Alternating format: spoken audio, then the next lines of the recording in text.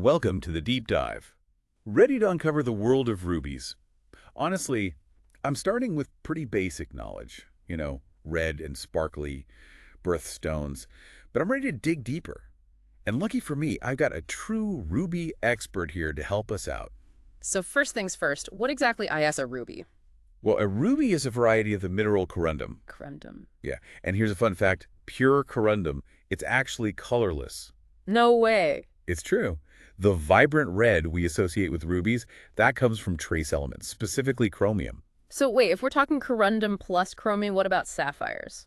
Great question. Sapphires, they're corundum too, just different colors. So all the other colors. Basically, yeah. Any corundum that isn't red, we call it a sapphire. Blue sapphires, pink, all that. A whole rainbow. It all boils down to which trace elements are hanging out inside that corundum crystal. Wow, my mind is already blown. Okay, so we've got these chromium-infused corundum crystals. What makes some rubies more valuable than others? Is it all about size, like diamonds? Size matters, sure, but it's not the whole story. I figured there was more to it. When we talk about rubies, there are four big factors that determine their quality and value. Okay, lay it on me. Color, cut, clarity, and carat weight. Wait, those sound familiar. The 4 C's, right. You got it, just like diamonds. But I bet there's a ruby twist in there somewhere. You bet. With rubies, color reigns supreme. So what's the most sought-after color? The Holy Grail. It's a vivid, almost fluorescent red we call pigeon blood red. Pigeon blood red. That's a pretty intense name. Yeah, it is a bit morbid, isn't it? For such a beautiful color. The name supposedly comes from the color of a pigeon's blood, which, thankfully, has nothing to do with how rubies are formed. Glad to hear it. Yeah. Okay, so we've got color. What about those other C's? Clarity and cut, how do they impact a ruby's value? Well, clarity, just like with diamonds, is all about inclusions. Those little imperfections inside the stone. Right, a perfectly clear ruby that's incredibly rare and therefore super valuable. Makes sense. The rarer, the pricier. But here's where things get interesting. Some inclusions, particularly those we call silk, can actually enhance a ruby's beauty. Wait, flaws can make a gem more valuable. How does that work? So silk refers to these tiny needle-like inclusions of the mineral rutile. Rutile. And these tiny needles, they scatter light within the ruby, creating a soft, velvety glow. Interesting. It actually makes the stone look more vibrant and lustrous. It's counterintuitive, but sometimes those imperfections, they add a touch of magic. So it's not always about being perfectly flawless. Exactly. Okay, what about cut? How important is that? The cut is crucial. It determines how well a ruby reflects light. So a good cut equals lots of sparkle. Yeah. A well-cut ruby will sparkle with intense brilliance, but a poorly cut stone, it can look dull, even if that has amazing color. The skill of the gem cutter matters. Absolutely. It's their artistry that brings out the ruby's full potential. A combination of natural beauty and human skill? That's fascinating. It makes sense why rubies have captivated people for so long. But let's talk about their durability. I know rubies are known for being hard, but how do they stack up against other gemstones? Rubies are tough. They rank 9.0 on the Mohs hardness scale. 9.0, yep. To put that in perspective, only diamond and moissanite are harder. So almost at the top. This incredible durability, it all comes from the ruby's crystal structure. How those atoms are arranged. Exactly. Those aluminum and oxygen atoms, all perfectly aligned, and of course, those crucial chromium atoms giving the ruby its color. So those tiny chromium atoms, they're responsible for both the color and the strength of a ruby. That's right. That's amazing. Can you explain the science behind that? How do those chromium atoms actually create that vibrant red? It's all about how light interacts with those chromium atoms. Interesting. When light hits a ruby, the chromium atoms, they absorb certain wavelengths, especially the greens and blues. Absorbing colors. And what's left behind, the wavelengths that don't get absorbed, those are the reds. Ah, I see. And that's what our eyes see, is that stunning red color. So it's like the chromium atoms are acting as tiny filters, letting the red shine through. That's a great way to think about it. And there's another cool phenomenon at play here called fluorescence. Fluorescence. Rubies can actually emit red light when they're exposed to certain wavelengths, particularly ultraviolet light. Wait, so they glow? You got it. That's incredible. What causes that to happen? It all goes back to those amazing chromium atoms.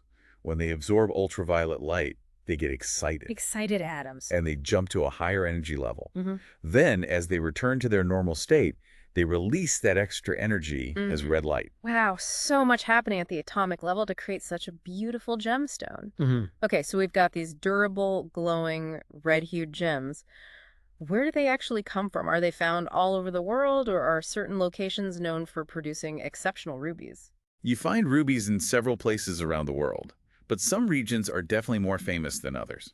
Like where? Historically, Myanmar, formerly Burma, has been the top source for the finest rubies. Myanmar. Yeah, their mines have produced some of the most legendary rubies, known for their incredible color and clarity. I can just picture those vibrant red gems hidden deep within the earth. Are there any other ruby hotspots around the world? Oh, absolutely. Mozambique has become a major player in the ruby world recently, producing some stunning stones. Mozambique. And then there's Thailand, Madagascar, even Greenland. Greenland. Rubies in the land of ice and snow. It's true. But each of these locations, they have their own unique geological conditions, and that influences the characteristics of the rubies found there. So it's like a global treasure hunt, each region with its own special gems. Exactly. So we've got these rough rubies unearthed from the ground. What happens next? I'm guessing they need some serious polishing before they end up sparkling in a jewelry store. You're right. Cutting and polishing are essential to reveal a ruby's true brilliance. But before that, Well, often there's another step. Treatments. treatments. So more than just shaping and polishing the stones. Not always, but a vast majority of rubies on the market today have had some kind of enhancement. Really? Heat treatment is the most common. It's been used for centuries. Centuries. Wow. What does it do? It can improve a ruby's color, remove impurities, and even change those silk inclusions we talked about. Like giving a ruby a spa day to enhance its natural beauty. You could say that. But there's another more controversial treatment called lead glass filling. Lead glass filling? What's that? It involves filling fractures in a ruby with lead glass To do what? to improve its transparency. So it's like giving the ruby a little cosmetic surgery. Are there downsides to this? The main concern is transparency. Hmm. While lead glass filling can make a ruby look clearer, it doesn't actually improve the ruby's inherent clarity. I see. So it's more like a cosmetic fix. Exactly. Yeah. And some people believe it actually diminishes the ruby's value. Makes sense, like the difference between real beauty and a filtered photo. That's a great analogy. And while treatments are common, untreated rubies, those of high quality, they're highly sought after. Makes sense. They often command a premium price. It's like anything else. There's something special about something natural and untouched. But speaking of things that aren't natural, what about synthetic rubies? Ah, that's a great question. I know they exist, but I don't really know much about them. It's another fascinating chapter in the story of rubies. Scientists have been creating synthetic rubies for over a century. Over a century? That's a long time. The first method, developed by a scientist named Auguste Vernoy, it's still widely used today. Okay, what's the method? It involves melting powdered aluminum oxide with a bit of chromium in a very hot flame. In a flame. And as the molten material cools, it crystallizes and forms a synthetic ruby. Boo. A boule. What's that? Picture a large cylindrical crystal, kind of like a test tube made entirely of ruby. Wow. So that's a bulla. That's it. And from there, it can be cut and faceted into gemstones. So these synthetic rubies, are they basically chemically identical to natural rubies? Almost. But they lack those natural inclusions Imperfections. and those unique characteristics that give mined rubies their individual personalities. So you could say they lack the charm and history of their natural counterparts. Exactly. So under a microscope, you could tell the difference. Oh, absolutely. A gemologist can easily spot the signs of a synthetic ruby. What kind of signs? Things like curved growth lines and tiny gas bubbles, things you wouldn't find in a natural stone. So they have their own kind of fingerprint. That's a great way to put it. And besides jewelry, I've heard that synthetic rubies have some pretty unexpected applications. You're right. One of the most famous applications is in lasers. Lasers? Really? The first working laser ever built, it used a synthetic ruby rod. No way. So rubies are not only beautiful, but also at the forefront of scientific innovation. You got it. And who knows what other technological marvels rubies might help us unlock in the future. The possibilities are endless. But for now, let's step back in time and explore the historical and cultural significance of rubies. Sound good? They've held such a special place in human societies for centuries. Absolutely. I know rubies have been prized by royalty and feature in countless legends and myths. What are some of the most famous rubies in history? Well, the Smithsonian's National Museum of Natural History in Washington, D.C., they have a stunning collection. I bet. Some of the world's largest and finest rubies are there. Incredible. One that stands out is a 23.1 carat Burmese ruby, donated by Peter Buck in memory of his wife. 23 carats, that's huge. It's a vibrant red with exceptional transparency, truly breathtaking. I can only imagine. Are there any other record-breaking rubies out there? Oh, definitely. The Sunrise Ruby currently holds the title of the world's most expensive ruby. How expensive are we talking? It sold for a staggering $30 million in 2015. $30 million for one ruby. It's true. And then there's the Liberty Bell Ruby, the largest mined ruby in the world. The Liberty Bell Ruby. Sadly, it was stolen in a heist back in 2011 and has never been recovered. Oh no, what a story. It reminds us that these precious gems have a history intertwined with beauty and intrigue. It really does. It makes you realize that behind every gem, there's a story waiting to be told. And rubies have been featured in stories for centuries, even mentioned in the Bible. Really? The Bible? Although the exact meaning of the word is debated. It makes sense that a gem as stunning as a ruby would capture the imaginations of people across cultures throughout history. Absolutely. What are some other ways rubies have been used throughout time? Well, in ancient Asian cultures, rubies were seen as symbols of power and protection. Interesting. They were used to adorn armor, scabbards, even placed under buildings for good luck. It's amazing how something as small as a ruby can hold so much significance and meaning. I'm learning so much. So rubies, more than just a pretty gemstone. They're a blend of science, history, and a touch of magic, with a story that's still being written today. We'll be back soon for another deep dive into the world of rubies. We've got more to uncover. But until then, keep exploring and keep those questions coming. Thanks for joining us on the deep dive. Ramale. Welcome back to our Ruby Deep Dive. It really is amazing how these gems have captivated people for centuries. You know, rubies have a long and fascinating history. For sure. Prized by royalty, used to adorn sacred objects, I can see that. even believed to have magical powers. Oh, speaking of magical powers. Yeah. I've heard rubies are connected to astrology. Is there any truth to that? There is, actually. Right. In traditional Hindu astrology, the ruby is considered the gemstone of the sun, The sun. representing vitality, courage, leadership. Powerful stuff. It's believed to bring good fortune and ward off negative energy. So, wearing a ruby could give you a boost of confidence, help you channel your inner leader. That's the belief. And it's not just Hindu astrology. Rubies have held symbolic significance across many cultures throughout history. I can definitely see that. A gem as vibrant and powerful as a ruby, it seems like a fitting symbol for, well, people in positions of authority. Exactly. And that association with power and prestige, it's just added to the ruby's mystique and allure over the centuries. Absolutely. But it's not just about history and symbolism, right? We also talked about rubies playing a role in modern technology. That's right. I mean, we often think of rubies as adornments, but they've also made their mark in the world of science and innovation. For sure. We already talked about their use in lasers, Yeah. which is pretty incredible in itself. Yeah. What makes rubies so uniquely suited for this kind of application? It all comes down to the ruby's ability to amplify light. Amplify light. So when a ruby crystal is stimulated with energy, Okay. the chromium atoms within it, they absorb that energy and then release it as a concentrated beam of red light. Wow.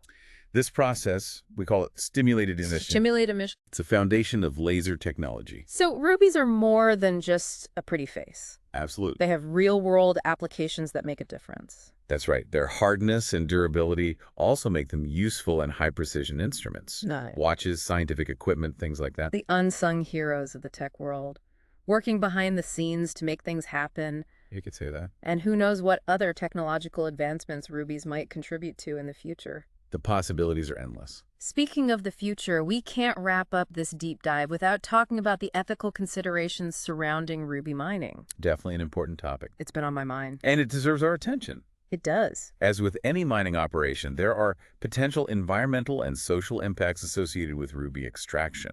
I know there have been concerns about human rights abuses Right. and environmental damage in some ruby mining regions. You're absolutely right. It's definitely something consumers should be aware of. Transparency and ethical sourcing are crucial in the gemstone industry. For sure. Consumers have the power to demand better practices I agree. and support companies that prioritize sustainability and fair labor standards. It's about appreciating the beauty of rubies without turning a blind eye to the potential downsides. Perfectly said. Finding that balance between admiring these treasures of the earth and making sure they're mined and traded in a way that respects both people and the planet. Couldn't have said it better myself. That's a great point. This deep dive has been truly eye-opening. And to all our listeners out there, keep exploring, keep learning, and keep shining bright, just like a ruby. Welcome back to the deep dive.